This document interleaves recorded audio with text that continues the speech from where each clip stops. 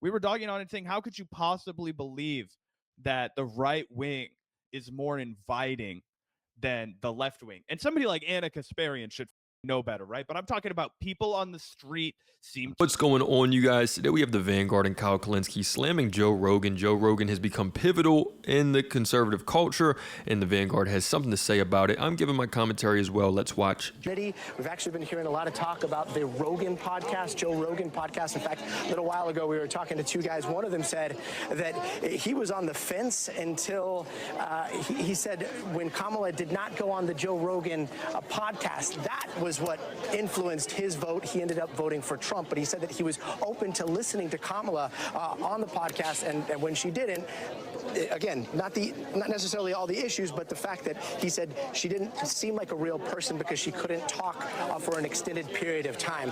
Apparently, it's Joe Rogan's world, and we're just living in it, y'all.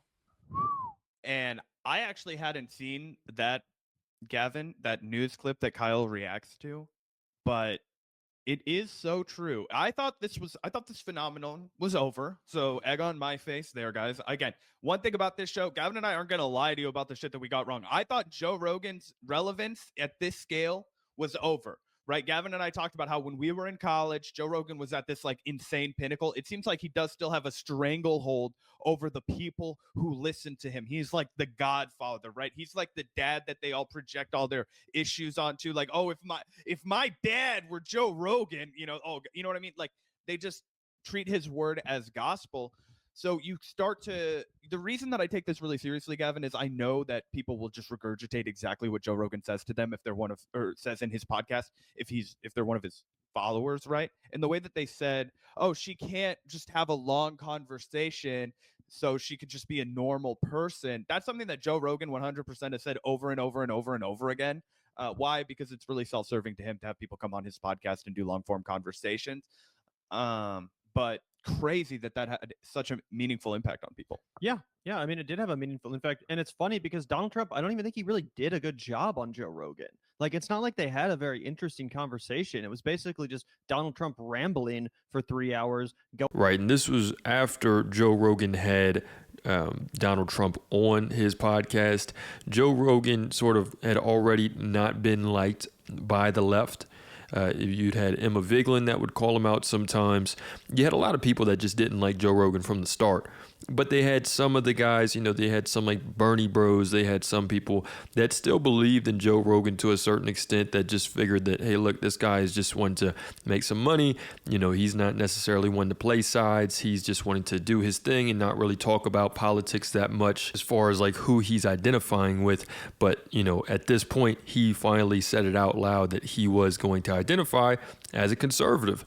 And this is sparking some outrage. Going down whatever rabbit holes he wanted to, it was completely embarrassing to me. But I think Kyle's right, and that dude in that clip is right, that what really matters is that it proved Donald Trump was not only capable, but willing to have that 3-hour off-the-cuff conversation to people that says, yeah, I'm not afraid. I don't have anything to hide. Kamala Harris constantly was running this media strategy where it felt like she had something to hide. And it felt like she was just waiting, terrified to get asked the wrong question, terrified to have to say something mean about Joe Biden or address anything controversial. It was ridiculous. And Trump is never afraid to address anything controversial. Sometimes he'll make his own controversies worse by refusing to keep his mouth shut. He'll just say whatever he wants. And people do like that about him because at least he feels real. At least it feels like, okay, well, this guy is being honest with me, even though we all know he's one of the most dishonest losers in the entire country, right? But it does prove that. And I think that's where, Kamala was a uniquely poor candidate. Her inability to just be a freaking human being, to sit down and have an off-the-cuff conversation. She was really good on the script. She was really good on the debate stage. But when it came time to field easy softball questions, like I'm talking easy stuff, guys, Joy Behar on The View said, what's one mistake that you've learned from and that you'll do better next time? And Kamala couldn't answer it. She did like a 3-minute long word salad and laughed a bunch, but she could not answer it. Like, it's not that hard. That's an easy question. Apparently, it's Joe Rogan's world. Look, I know this is anecdotal, but it's also the case that if you look at the numbers, Trump picked up with virtually every demographic group. He did way better with minority groups. He did way better with young voters. Kamala underperformed Biden's 2020 performance, and Trump overperformed Trump's 2020 performance. So in other words, it genuinely and sincerely looks like Trump doing that podcast circuit, doing Theo Von, doing Andrew Schultz, doing Joe Rogan, Aiden Ross, even though most of his viewers are probably 14.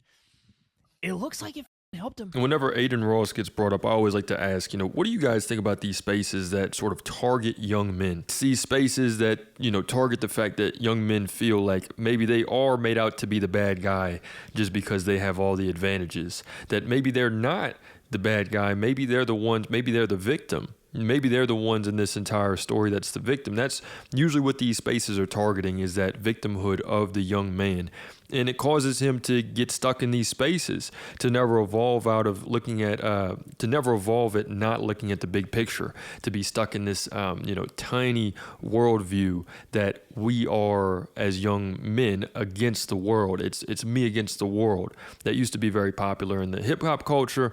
It sort of died out. Now it's hip hop sort of devolved a lot. And now you have the streaming spaces that are picking it up a lot more on it is only me. I'm the only one that can save myself, which taken to the extreme creates little tyrants, which is who we have as a president. So it all seems very, very wrapped up with Trump's win.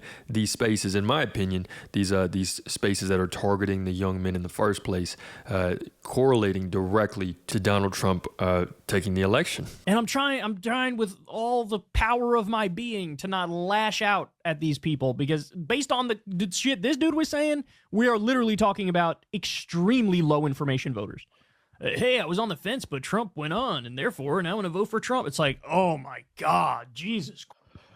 I think it's important to talk about this, though, guys. And again, these are the people we need to reach. Almost everyone is a low information voter if you're using the threshold of somebody that would watch this podcast, or somebody that would watch Kyle's podcast, or somebody that would make podcast content about politics. Almost everyone is going to be a low information voter. This is something I got to give it up to my sister. My sister has worked in electoral politics a long time.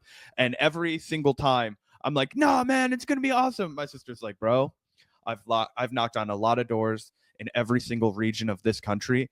And I'm telling you, everything that you think is reasonable to be concerned about, that's not what's going to come out of their mouth. They're going to tell you something crazy that you would have never, ever expected to hear from somebody when you're in like northern Minnesota. And yet they're concerned about what's happening in El Paso, Texas for some reason, right? Or like, oh, no, well, actually, my friend told me this about Donald Trump, and ever since then, I've just kind of liked him. That's the kind of way that people make their decisions, and we can't scoff at it. We can't just be like, ha, you plebs, you Philistines, you idiot dolts. No, those are the people that we need to relate to, because there has to be something from a cosmic standpoint, from a vibes standpoint. The energy that they're putting off to those people is more inviting on that side. And we were dogging on it. We were dogging on it, saying, how could you possibly believe that the right wing is more inviting than the left wing? And somebody like Anna Kasparian should know better, right? But I'm talking about people on the street seem to feel that way. And we need to make them feel like we're the ones that you want to hang out with, right? That we're the ones that are cool, that we're the ones that are going to mean progress for society, that So there we have it, you guys. I mean, in my personal opinion, you can't make anybody think that you're cool. It's not how it goes. You either are cool or you're not. It's never going to be something that you should try to do. I think as soon as you want to try to be relatable, then you're going to be Elon Musk Jr. We all know how that goes. Nobody likes that. Besides Joe Rogan, you know what? Maybe we should just try to be cool. I mean, you know what? That might win that little loser over. Who knows?